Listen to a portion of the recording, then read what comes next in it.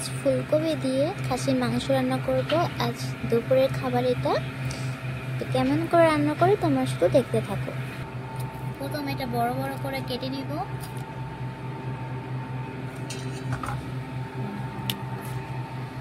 অনেকগুলো রাখবো তখন।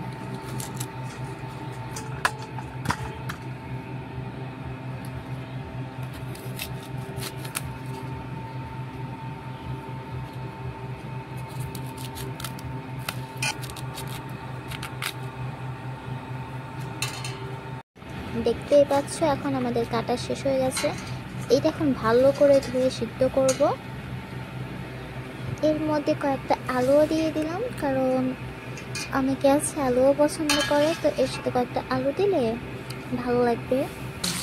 এটা এখন আমরা ধুয়ে নিচ্ছি ভালো করে। আমাদের ফুলকপি ধোয়া শেষ।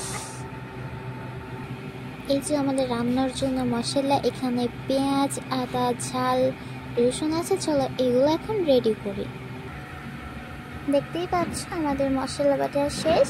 আমার আদা, রসুন বাটা, ঝাল বাটা, পেঁয়াজ গোটাল, কারণ মাংসর গোটাল পেঁয়াজ দেই, আর তার সাথে একটু অ্যাড করলাম জিরে বাটা।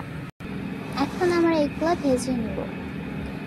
এগুলো সিদ্ধ বলেছিলাম সিদ্ধ করব, কিন্তু এগুলো ভাজলে এই টেস্টটা আছে না, টেস্টটা আরও অনেকটা বেড়ে যায়। চলো ভেজে নেব। আমাদের কড়াই এখন রেডি হয়ে গেছে, গরম হয়ে গেছে। এর মধ্যে আমরা এখন গরম কড়াইয়ের মধ্যে এখন আমরা সর্ষের তেল দিয়ে দিব।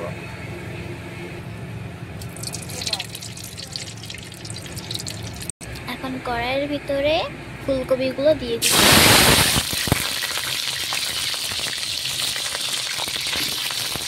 এর মধ্যে কেটে রাখা আলুগুলো দিয়ে দিব।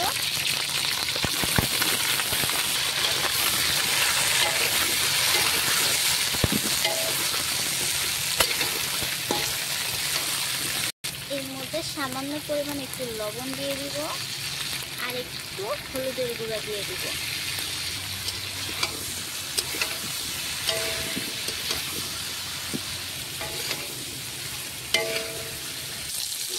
এটা আমাদের ফুলকপির আলু ভাজা শেষ। এখন এটা আমরা নামাই নিব। ফুলকপির আলু ভাজা হয়ে গেছে। এখন এই তসলার মধ্যে আরও তেল দিয়ে খাসির মাংসটা এখন কষানো করব। এর মধ্যে এখন পেঁয়াজ কাটা দিয়ে দেব। পেঁয়াজটা লাল হলে তার মধ্যে মাংস দিয়ে দিব। পেঁয়াজগুলো লাল হয়ে গেছে দেখতেই পাচ্ছ। এর মধ্যে আমরা খাসির মাংসগুলো দিয়ে দিব।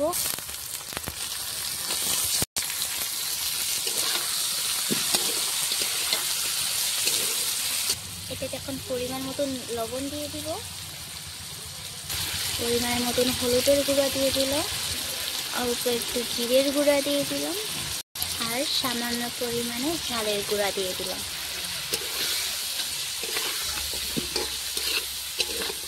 এর মধ্যে আদা রসুন বাটা দিয়ে দিলাম, ঝাল বাটা দিয়ে দিলাম, এই জিরে বাটা দিয়ে দিলাম। এটা এখন ভালো করে মিক্স করব। এটা আমার অল্প কিছুক্ষণের জন্য ঢেকে রাখবো। এখন দেখবো এটা কেমন হচ্ছে। ওয়াও, কালারটা শুরু দেখো।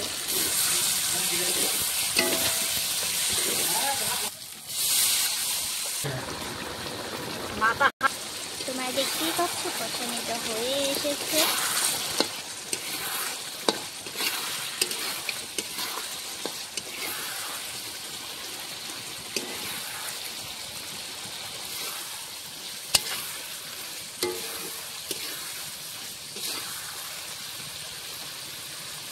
এখন এর মধ্যে আগে থেকে ভেজে রাখা ফুলকপি আর ভেজে রাখা আলু এর মধ্যে দিয়ে দিব।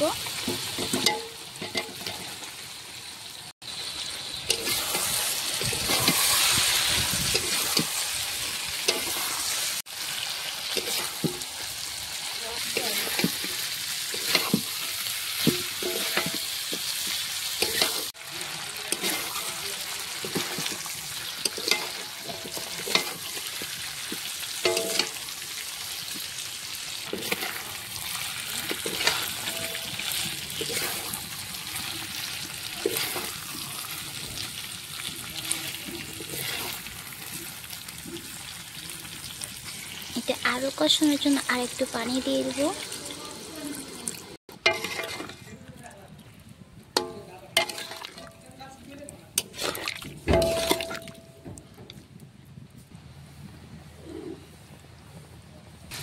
তোমরা দেখতেই পাচ্ছ আমাদের এখন কষানো শেষ। এখন আমরা ঝোলের পানি দিয়ে দিব।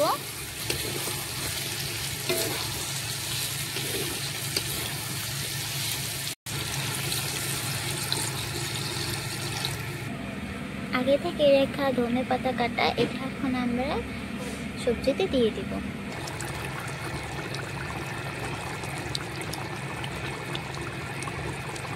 এখন আমরা এর মধ্যে দিয়ে দেব গরম মশলা।